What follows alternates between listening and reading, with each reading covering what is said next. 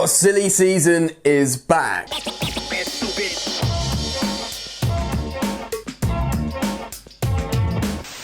what's going on, people? Welcome back to Football Therapy with me, your host Jan. I hope you lot are all doing well today, mate. I really do hope that. And welcome back to Chelsea News, the daily series right here on Football Therapy, where I go across football news media, see what's being said about the Blues, consolidate it into a manageable package for you there, the viewer, giving you my opinion, but more importantly, of course, asking for yours. Three pretty darn interesting stories to break down in today's video. Footy headlines of potentially leaked Chelsea's new third kit next season. I'm going to be giving my comments on that. Hakim Ziyech is back in full training as seen on Emerson Palmieri's Instagram.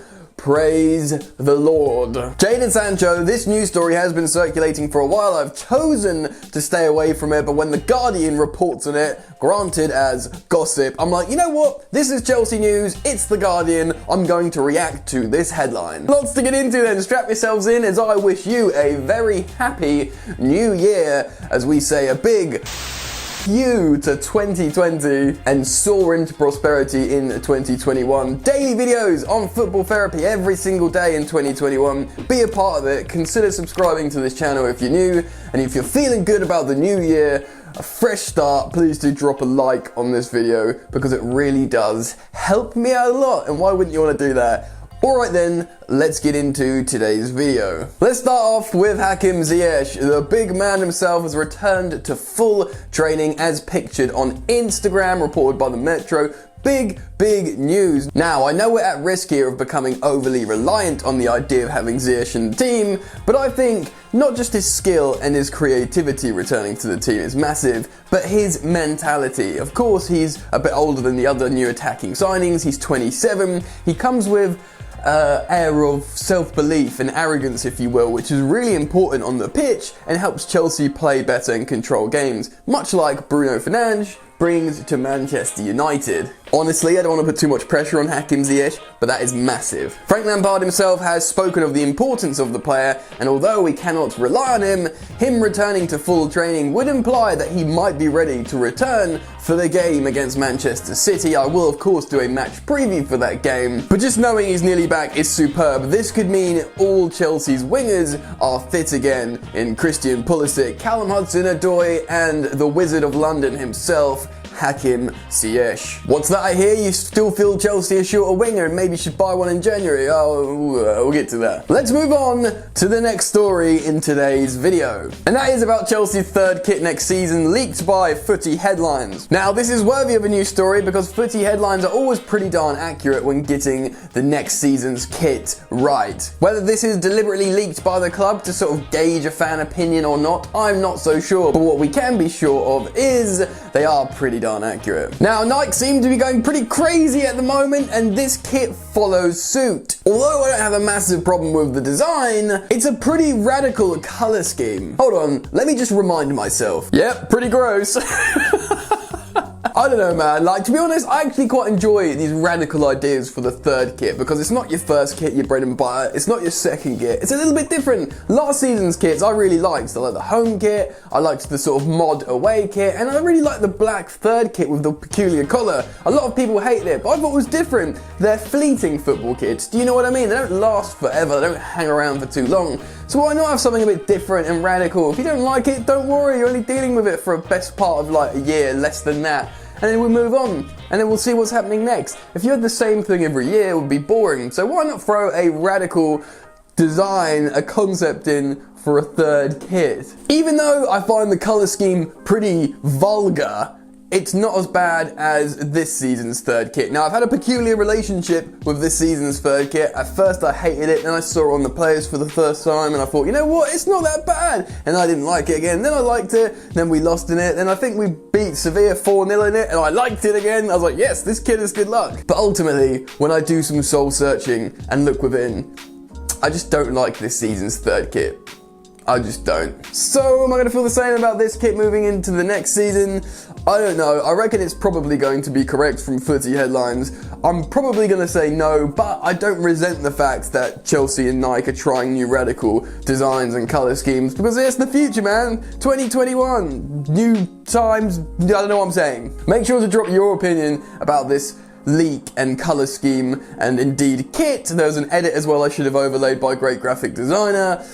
What do you think? Get down in the comment section below and give me your opinions on that as we move into the next story of today and talk about Jadon Sancho.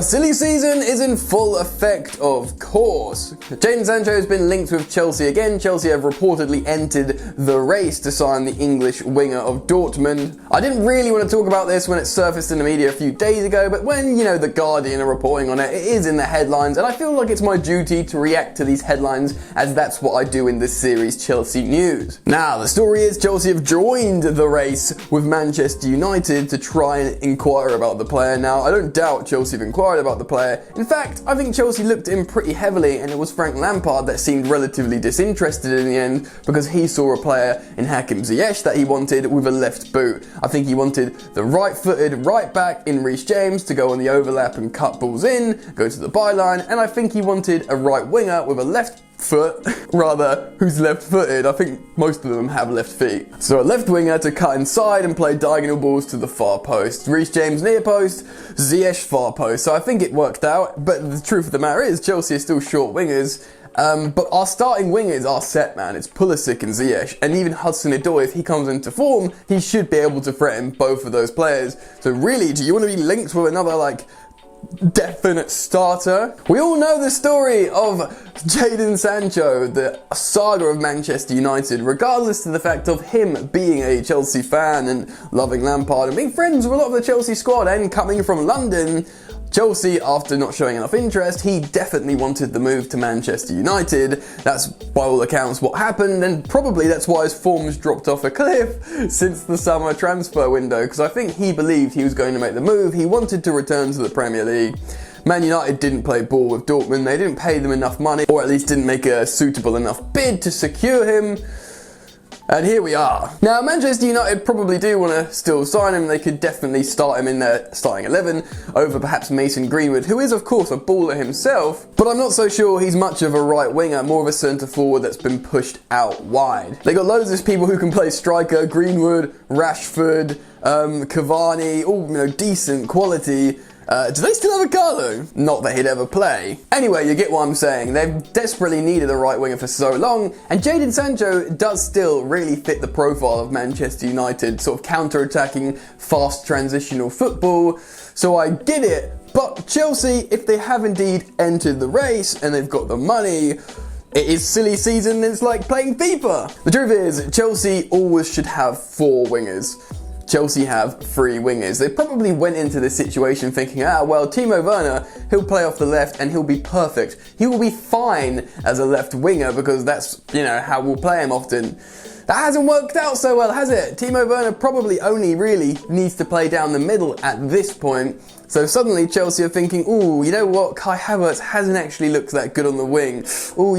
Mason Mount hasn't actually looked that good on the wing. And when we're injured, we literally don't have wingers. Now, for me, personally, at this point, when Chelsea have injured wingers, I want Frank Lampard to change the formation. That's one of my biggest criticisms of him of late in these poor results. Sure, you don't have the wingers in a 4-3-3 that's a formation that's heavily reliant on wingers. Play a 3-5-2, Play a 3-5-2, play a diamond with 2 strikers.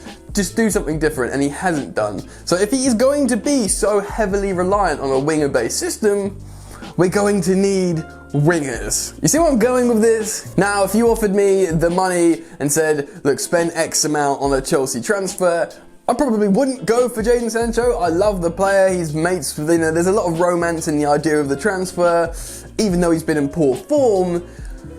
No, buy another CDM, buy another centre-back, a long-term prospect to partner Zuma or whoever to replace Thiago Silva. That is surely all far above the list. But because it's news and because it's in the headlines, I wanted to talk about it. And of course, he was so heavily linked to Chelsea for such a long time, it was worth me mentioning and trying to gauge the fan opinion. So let me know what you think down in the comment section below. I'll be keen to read your thoughts, feelings, and emotions, man. That's it for today. Happy New Year. Please do consider subscribing if you're new.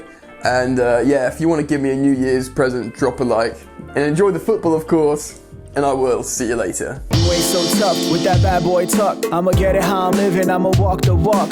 Outline my lines, I rap through thought. Body bag the verse, outlined in chalk. In my life seen trouble, hustle on the double. Silence on the trigger like my pick got a muzzle. Yo, chick like to guzzle, bad boy stay in trouble. I only love this paper, sorry I don't. I laugh me, bitch.